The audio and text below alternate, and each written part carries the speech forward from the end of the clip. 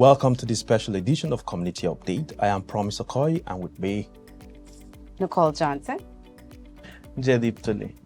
And today we have the honor of hosting a distinguished guest, MP Andy Fillmore. As the current member of the Parliament for Halifax and dedicated public servant, Andy has been a strong advocate for urban development, infrastructure, and community growth. With his extensive background in urban planning and a deep commitment to our city, indeed our community, Andy is now running for the office of Mayor of Halifax.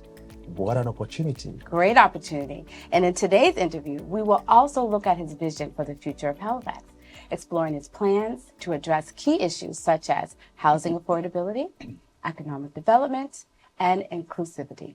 We'll also discuss his strategies for ensuring that all communities, including immigrants, African Nova Scotians, will have a voice in our city's progress. Welcome to the show, Mr. Fillmore. Thank you so much, Nicole. Please call me Andy. I will certainly and do it's that. it's very nice. We're all family here, right? We're all family. It's very nice to be here with the family, Promise and Jadip, and you, Nicole. Thank you very much for having me and for an opportunity to speak to your listeners and watchers. Absolutely. And I think because we have a broad audience, each of us are going to ask from different perspectives. So when we do our questioning, if you don't mind, just answering as best your ability. So we would love that. I guess my first question up on the list, so we don't waste time, because I know that you have a long list of duties today. So tell us a little bit of who Andy Fillmore is before we get started. Oh, thanks, Nicole. Just in a nutshell, my name is Andy. I grew up here in Halifax. I went to school nearby, Queen Elizabeth High School. I went to Dalhousie University. So this city is my home. This municipality and all of its splendor and beauty and diversity is the place that I call home. There was a time when, like many of all of our friends, to find work, I had to move away. Yes. So I did go away for about 15 years to find work, because that's just the way the economy was here at that time. But I heard the homing beacon to come back home for many reasons. One was to contribute to the growth of our city, and the other one was to raise my daughter here. And I could think of no better place to raise her than in the community that raised me. Absolutely. Oh, that's fantastic. I would like to ask you on those lines only. I got to know your mother was an English teacher. Yeah. And your father was a mathematics teacher. That's correct. So how did you incorporate mathematics and English in your politics and engaging the communities here? Jadip, I love the question, and thank you very much for bringing my parents into the conversation. I'm grateful for that. I started out my studies in architecture, and they say that architecture uses left brain and right brain, and that was certainly my parents' left and right brain. Right, my mother was also an artist, so to have working with both sides led me to a career in architecture, which led to a career in city planning that you mentioned, Promise, actually in the introduction. So I think the more that we can open our minds and ears to community members and use what we hear in a very intentional and fact-based way is a way to bring these two halves of the brain together for a good public service. Thank you. Yeah. That's nice. Interestingly, Andy, you're currently an MP, and one would wonder why the switch, that transition. What really inspired you to move from being an MP and now the interest to becoming the mayor of Halifax? Well, I've been the MP for Halifax for 9 years. I've loved every moment of it, and we've really been able to move the dial for our municipality. We were able to move federal investment in Halifax from the very back of the pack to the 8th most invested in federal riding out of 338 across the country. So it's been a very good 9 years, personally, but for Halifax, which is really the more important thing. Most of my career has been about serving Halifax and the people that call Halifax home. And when Mayor Mike Savage, who's been a phenomenal mayor for our community, really, and a great friend to so many of us, when he announced this spring that he would not reoffer after his 12 remarkable years, I've heard the call. I felt a sense of duty and a calling to come back home and to be back in Halifax and work for my city again, full-time, undistracted by the national issues and by all the trips to Ottawa, quite frankly, and to be closer to my daughter. That's right. Absolutely. Family is everything, right? Absolutely it is. So for me, I guess in hearing conversations around the African Nova Scotian community, and that's where my questions will come from that perspective. As mayor, how would you address some of the issues that those communities struggle with or have barriers around to help improve, whether it's their housing, affordability, employment, education? Can you speak to some of that? Sure. It all starts with listening. Yeah. Listening to understand. So in my career, both in community planning and in politics, you don't have success unless you're listening to the people that you're serving. And the greatest successes we have are when people from the community can recognize themselves, their aspirations, and sometimes even their words in the policies and the outcomes that we deliver as public servants. So this is where it all starts for me. To borrow some indigenous knowledge, nothing about us without us. That's right. So I think that people should be fundamentally involved in the decisions that impact their lives. You asked about addressing racism in HRM. I think we have to begin with acknowledging that it's real, that it has happened here, is happening here. There is an unfortunate history. The world knows about Africville, but it's not limited to Africville. There's more, and it's ongoing. So the way we're going to overcome and correct these wrongs is to listen to community and to seek solutions from everyone and not leave any voice out. Lovely. Thank you. And I think that's why you're a fan favorite. Only because, I think watching you or seeing you and, being so comfortable at the African Nova Scotia Affairs Gala, I think that spoke volumes about your character and personality and how the African Nova Scotia receives you. So I can give you your flowers for that today. Thank you. That was a beautiful evening. It was. Look, Corey Adams and the Mass Choir, the food, the company. There's something about that community. I've never seen the cohesivity and the love between neighbors. It was like one big family, like a family reunion. Really. We were in church, Andy. We were in church. In church, exactly right. Okay, go ahead. Did you have another question? Yeah, Andy. In 2015, you said cities are like people. They need to be healed. They need to be saved. They need to be protected. And my question to you is, it is coming from a perspective of minority community that is growing in Halifax. They're so little, but the impact is big. So I want to know, because the people who are healed, they heal others, they help others. Yeah. And I believe Halifax is healed now, and that was your vision too. Now, what is the plan for Halifax to heal the people, to serve the communities who come from diverse backgrounds? It's an excellent question, Jaideep. Thank you. And you honor me by doing that research. I think you're referring to a TED Talk in 2015. It was a love story a love letter to Halifax, basically, is what that was, the city that I do love. Cities are like people. They need caring. They need support. They need repair. And like a good friend, they can also uplift us. And that's what we want our city to be. Now, I think we'd all agree, we live in the best city in Canada. We're growing at an incredible rate. People are moving here. They want to be here. Businesses are starting here. We have something very special going on here.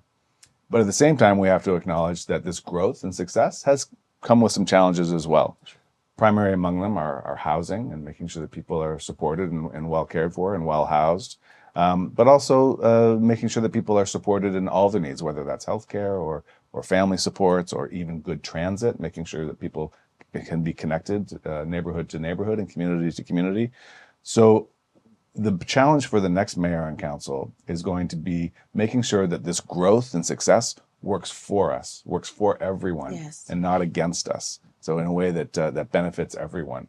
So that's going to mean channeling the hard-earned tax dollars, municipal tax dollars from residents into things like building more housing, getting more accommodations built, improving the transit system, delivering the fundamental services that HRM residents should rightly expect from their council, and making sure that this continues to be the attractive, beautiful, vibrant place that people want to be from around the world.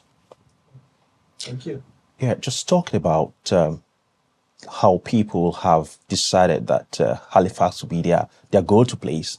You'll agree with me. A lot of people have come in here from other continents. Yes. And speaking from the immigrant perspective, how can we ensure that this city continues to be that welcoming city and helping immigrants integrate into its community? What are those plans you have if you become a mayor? Well, thank you for that, Promise. You're right. We have something special here. It didn't happen by accident. It happened because a lot of people worked very hard for a long period of time to set the conditions for our success. And that success really started to take off in 2010, 2011, 2012. And I was very lucky to count myself among the many people that worked hard in the early 2000s to set those conditions. But for that success to continue, we have to continue to nurture it like a good friend, right? We have to continue to look after our city and heal it and give it the supports it needs. I wanted to repeat something that I said in the opening, which is about listening. We elected officials' primary duty, sacred duty, is to listen to the people that elected them and put in place public policies and programs and services that give the support that they need. There's not a lot of room for misinterpreting what's needed if you just listen to people. Now I'll switch over to sort of the multicultural nature of Halifax, if I could. We know, I think we all can all agree that one of Halifax's greatest strengths is that it's a world city now. We're a multicultural city. That's right. It wasn't always that way. When I grew up walking down Spring Garden Road, I would hear the English language, maybe sometimes some French. But now I hear every language I can think of walking down Spring Garden Road, and it's a beautiful symphony, you know. But we have to work hard to make sure that the city continues to be welcoming, that there are business opportunities, so that there are social opportunities, that there is no racism of any kind, cannot be tolerated. So the conditions that we now have to set are just those: removing barriers to whatever they are to success of newcomers and to everyone who lives here. Absolutely. Okay, so this is my question for you in terms of African Nova Scotians. How would you ensure that, in terms of the decision-making process, right? Mm-hmm. And also any plans or initiatives around, we know that the boundaries are changing for the upcoming election. How would you ensure to include the African Nova Scotian voice and the communities? Because, historically, our lands, our deeds, and all of that stuff is still, yes, we have making inroads and getting all of that stuff rectified, but at the same time, we still have a long way ahead. So how would you ensure to include that voice around decision-making for the betterment of the African Nova Scotia community? Great question, Nicole. Thank you. I look with great interest at what the city has already done, which is to create the diversity and inclusion task force. Mm-hmm. This is a group of people that meet regularly to make sure that all voices are incorporated into policy making. I would like to hear, should I become mayor, I would like to hear and understand how it's going with that particular task force, and are there things that we can do to expand its ability to listen and take action. One of the things that I've been paying very close attention to in the community is this idea of community land trusts. Yes. So I was at Upper Hammonds Plains Community Center about a month ago, hearing about the plans up there for a community land trust, which would not only bring equity back to that community, but would provide housing as well. So, and that's not the only one, right? There's one for the North End that is being worked on by Trino. There are others around the municipality, but this is a way that a community can use their voice to direct what the city is doing with land ownership and an opportunity really for people. Absolutely. Yeah. And I want to say, if I could, Nicole, I don't have all the answers. Government does not have all the answers. The answers and the wisdom lie with community. So you'll hear me say that again and again, because I believe that. And I think if I can just add too, since that the key thing is around the transparency piece, right? Yeah. Conversation, listening, and being open, and also working hard with the people who've been here for years, right? To make sure that it's equal and it's balanced and fair. Right? And there's something about going to where the people are as well. Early in my career in city planning, when I would hold public engagements, I made the early career professional mistake of announcing a meeting at City Hall and waiting for people to come from diverse communities. It doesn't usually work that way. That's right. And so what I learned later in my career is you go where they are. That's right. Go to where they are. Meet them where they are. Meet the people where they are. Absolutely. Where they're comfortable, where they're in the environment that the issues that they're talking about are important to them, are surrounding them. Absolutely. Thank you for that answer. And you mentioned about empowering community and listening from the immigrants that are coming here, listening from the societies. Um, my perspective is when we see things from rose-tinted glasses, everything seems so good. Like we're sitting here having this conversation, and there is another part of the community that I would like to highlight here. You see, when immigrants come here, I've seen you helping and supporting Indian festivals, immigrant festivals who come here. I've seen you in Diwali and everywhere. But there is another part of the society. The students who come here, they leave their home, they come here, they don't know anyone, anything. And as a representative of Liberal Party, I want to ask you, they get engaged in some things which are called drugs. And in many countries, they are completely banned. They don't have access to it. So this is a question, and there is one problem that is arising from this specific issue, is that we are losing young representatives from the immigrants who come here, who want to be leaders, who want to do advocacy roles, and they're not getting the chances to do that. So what is the plan for you as a mayor of Halifax, for the Liberal Party? One, to ban the drugs, and two, to incorporate these immigrants into leadership and advocacy roles? Thank you for the question. I want to, before I get into an answer for you, I just want to make sure that you and listeners understand that in a municipal election, it's nonpartisan. There is no party affiliation. That's right. So I'm leaving behind my affiliation with the Liberal Party when I resign, being an MP later this summer. Thank you. So just make sure we understand that. Thank you for clarifying that. But I'll start perhaps with the drug piece and then move on. The Justin Trudeau government legalized marijuana for the reasons that illegal street marijuana was killing people. It was also creating criminality, gun ownership, gang wars. There was nothing good was coming from the illegal cannabis market. And so to control that and to make sure that the marijuana that's on the streets and in people's lungs and hands is, produced safely and free from chemical additives was the reason for this and reason for legalization. And I think it's pretty clear now the benefits are becoming known now.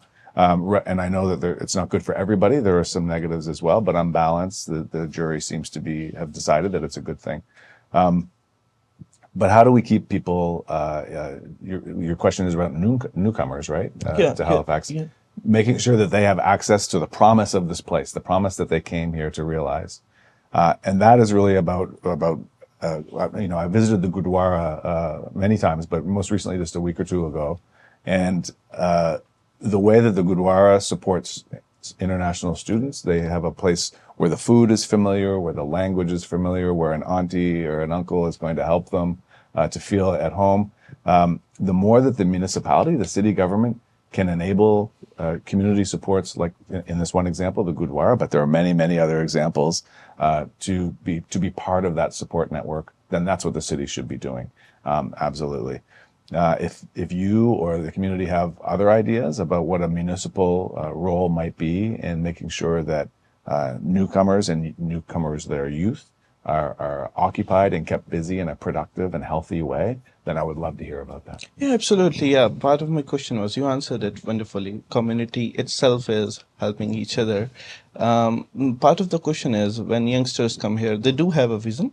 When you see a 15-year-old guy, I know your daughter was 7 years old when you first became the MP, and you mentioned that you learned a lot from her. Yes. And you know that from your experience that these kids, youngsters, they do have a vision for development. They do have answers. They are more smart. They know what they want.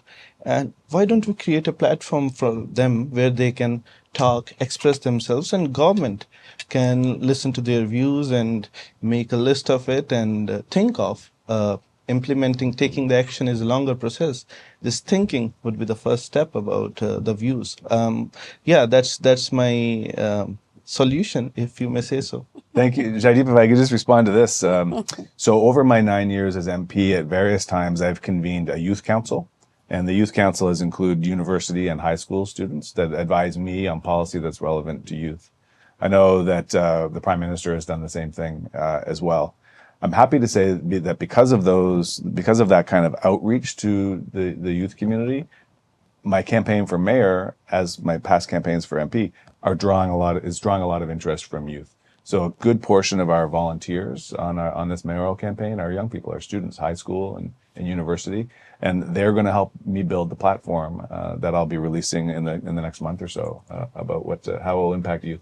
Oh, that's good to know. Thank you for that. You got it. Love it. I love it. Yeah, Andy, we gradually running out of time, but I thought it was important for you to let us in on the plans you have currently. I believe there are a couple of things you need to do, maybe it's campaigns or preparation to get into the LPs and whatever you're doing. How do we know? What are the plans? What are you planning? What are you doing? We want to know what programs you have in place towards, your Election. The election. mayorship. Yeah, I'll give you just a few Yeah. big ideas that I'm working toward, if that's good. Clearly, the biggest issue facing HRM right now is housing and affordability. Absolutely. We've got record number of people living in tents from Sackville to downtown Halifax to Dartmouth. I mean, it's everywhere, and it's not good. The encampments we've seen and heard and experienced that they're not good for the families and neighbors that live in the area of the encampments because of public safety risk. They're not good for the businesses in our downtown and the economic engine of the whole province. But most of all, the encampments are not the right answer for the people living in them. The level of investment of municipal tax dollars in the tent encampments if that money had been put toward more durable, sustainable solutions, we would be in a shelter, supports, we'd be in a much better situation. So just on the encampments piece, I'm running on a very clear campaign that we will get to no encampments as quickly as humanly possible to get the people that are in this unfortunate situation the supports and dignified housing arrangements that they need. So that's one thing. But the bigger issue is still housing. We have to build tens of thousands of houses, and at a much faster rate than we've been able to so far. So in speaking with the people that provide housing, not-for-profits, in speaking with the private sector, the builders, in speaking with people who have lived and are living in affordable housing or would like to find it, a picture begins to become very clear that there are many things we can be doing differently to increase the pace of housing construction. Changes to the building code to allow modular and prefab, removal of bylaw barriers in the planning department, for example, increasing the intake of tradespeople at Nova Scotia Community College. Yes. So these things are all kind of underway and all very possible. The private sector is ready to build, and they're identifying some very, very clear roadblocks that I really want to be a part of removing, so we can really truly ramp up the construction of housing. It's only when we have a vacancy of 2 or 3 or 4%, and we're stubbornly below 1% right now vacancy rate. Only when we get to 3 or 4% will the prices start to come back down again. We simply don't have enough supply. That's right. And it's a simple question of supply and demand. Right. So the more supply, the less demand, the lower the cost. So that's the goal. So that was a long answer on housing. But it was a good answer. I'm going to squeeze in one more because this is your area, urban planning and transportation. Yes. What are your plans around there? It breaks my heart, and I think it's not good for the municipality that we're seeing, for example, ferry crossings being canceled on a regular basis. They've become kind of standard to have the ferry shut down. Halifax transit staff are overworked. That's right. They're under supported. Vacant job postings are not going filled. So I want to understand why that is. What's going on that we can't attract the skill and the talent to grow that amazing Halifax transit workforce that we have now. Same thing with buses. People are spending too much time stuck in traffic. Time is the most valuable commodity that any of us have, and everything seems to be taking too long now. So you may have seen in my campaign launch, I announced that my first act will be to freeze the municipal tax rate for 2 years while we understand how to deliver services better with the money that we're already gathering through taxes. So this is about efficiency. It's about using data. It's about listening to community. It's about making sure that every staff member at HRM is frontward facing and helping to solve the issues and deliver the services that people need. Right. And these are issues within the city. Now, can you imagine what the rural communities are facing in terms of transportation, right? Long wait times, Yeah. Getting home late. If there even is a bus to get. Even if there is a bus, Yeah. and those are the issues that are concerning. Even if our young folks want to go to work, how are we helping them have success with, hopping on a bus, getting there in time and getting back? So these are the things that I think about in terms of, the Prestons or any of the rural communities beyond the Eastern Shore. How do we start making this more a viable communities to be able to be in our hometown, and then if we need to leave the community for whatever reason, that it's easy, right? Daycares. How do we get our kids around to do outings and all of that stuff, right? So even though the municipality is huge, the size of Prince Edward Island, and 500,000 people dispersed throughout it, it doesn't mean that the city isn't responsible for making sure that people stay connected. Yes. We don't want to have anyone having the ownership of a car, that decision forced upon them. Not everybody can afford it. Not everybody wants a car. And of course, it's better for the environment, fewer cars on the road. Right. So that means transit really needs to step up. We need to have all of our communities interconnected in a really usable, reliable way. And there are many, many great ideas about how we can do better in Halifax. I was really encouraged to see the arrival of the new transit app, so that people can. It's a little easier than fussing with tickets. It's not perfect, Right. I would like to be able to tap my phone next to the driver, Absolutely. and I'd like to get us there as well. So there are a number of things that by listening to community and listening to the drivers that we can do better. Absolutely. And one of my last questions, just to jump on what Dilip was saying in terms of the young people. Because I was thinking about this as I was preparing for this interview today. It's like I have nieces and nephews, and they're always talking, they're always sharing things, and they're always asking questions. And I think that the way that we honor our elders when they start speaking, the one thing we do, we stop talking and we let them speak. And because the wisdom that comes out of them, these kids have wisdoms too, right? This is their community as well, and they have input. But if we always shoo them away or think that they don't have value, they do. And I just wanted to add it to that, because if we treat them the way we treat our elders, I think we'll be in a better place. I was at an Eritrean dinner a few months ago, and the thing that I remembered most was the culture of letting the kids be. Yes. Letting the kids be yes. kids. That's right. And Let they them were be having kids. fun, and they were listened to. And I think the world would be a better place if we all listened to each other a little bit better. Absolutely. Jaden, do you have one more question before we wrap up? Actually, I want him to all the best for the election that you're running. Absolutely. And I read about your work that you did during the COVID times and how you planned social distancing and everything, and that was fantastic. That was really required, and thank you for that from the side of community, from the minority community too, for making the city accessible to everyone. My question to you is, we can reach out to the communities or the festivals that are happening on the bigger scales somehow as MP or mayor, but there are some grassroots organizations, very small, maybe 5 or 10 people, but they are also making changes. They are also contributing towards the development of Halifax, of the community, of the multiculturalism here. What are your plans to reach out to those grassroots organizations and empower them? You're right. There are so many organizations. The list would be dizzyingly long if we made the list of all of them. I have made it a feature of my time as Member of Parliament to try to see and speak with as many individuals and organizations as I can. Very much an open door policy, try to turn up everywhere that I'm invited. And that invitation is how I want to answer your question. So I try to respond to every invitation that I am offered. I'm here with you today. Thank you for the invitation. But I also issue an invitation to please come and see me. Know that I'm accessible, and know that my best work happens when I hear from organizations and individuals. So whether it's now as MP for another 5 or 6 weeks, or if the people should choose me as their next mayor, my invitation will be constant to come and have a conversation and teach me. That's great. Yeah. All the best for the mayor election. Thanks. Thank you, Jaideep. I appreciate that very much. Thank you for being here today. Yeah, I just would have loved to keep talking with you, because you seem to be Such a sweet person to speak with. You have so many Very things to friendly, tell us. You very too, Very brother. friendly, interesting. very friendly, very friendly.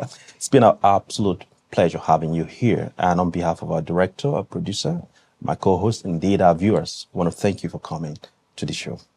My pleasure, deeply. And I look forward to more conversations in the future. Thank you. Absolutely. And thank you. Want to exit in? So we've been here in the studio today talking to Mr. Andy Fillmore, who has put his name forth in regards to the upcoming election for a mayor's office. So please stay tuned. Make sure you have exercised your right to vote. Now, we just also want to thank him for having a very open and candid conversation. If you haven't already done so, please tap into this bell right here and sign up, subscribe to our channel so that you don't miss out on any updates for Community Update. We have been your hosts, Jadette, Promise, and myself. So see you next time. It's bye now. Thank you. Yep. Bye-bye.